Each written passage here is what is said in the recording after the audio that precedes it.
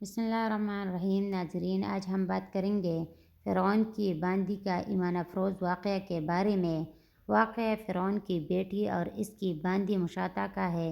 حضور اکرم صلی اللہ علیہ وآلہ وسلم نے شب معراج میں بیت المقدس کی طرف جاتے ہوئے مصر کے قریب ایک مقام سے گزرے تو انہیں نہایت ہی اعلیٰ اور زبردست خوشبو آنے لگی۔ آپ صلی اللہ علیہ وسلم نے حضرت جبرائیل علیہ السلام سے پوچھا کہ یہ خوشبو کیسی ہے؟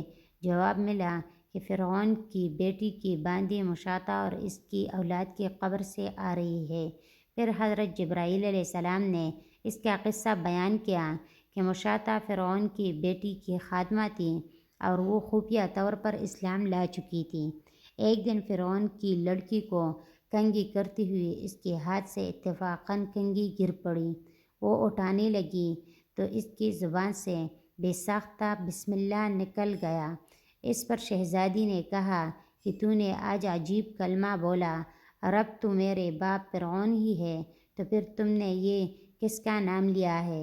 اس نے جواب دیا کہ فرعون رب نہیں بلکہ رب وہ ہے جو مجھے اور تجھے اور خود فرعون کو روزی دیتا ہے۔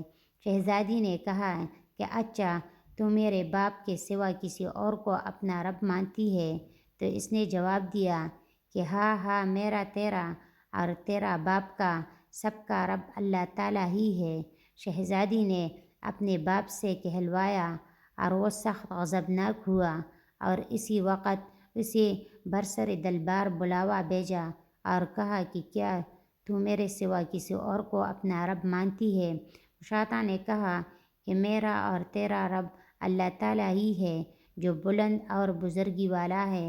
فرعون نے اسی وقت حکم دیا کہ تانبے کے جو گائے بنی ہوئی ہے اس کو خوب تپایا جائے اور جب بالکل آگ جیسی ہو جائے تو اس کے بچوں کو ایک ایک کر کے اس میں ڈال دیا جائے۔ چنانچہ وہ گرم کی گئی۔ جب آگ جیسی ہو گئی تو حکم دیا کہ اس کے بچے کو ایک ایک کر کے اس میں ڈالنا شروع کرو۔ اس نے کہا کہ بادشاہ، ایک درخواست میری منظور کر لے، وہ یہ کہ میری اور میری ان بچوں کی ہڈیاں ایک ہی جگہ ڈال دینا۔ فرعون نے کہا کہ اچھا، تیرے کچھ حقوق ہمارا ذمہ ہے، اس لیے یہ مجھے منظور ہے۔ اس کی دونوں بچیاں اس کی آنکھوں کے سامنے اس میں ڈال دی گئی اور وہ فوراً جل کر راکھ ہو گئے۔ پھر سب سے چھوٹے کی باری آئی جو ماں کی چھاتی سے لگا ہوا دودھ پی رہا تھا۔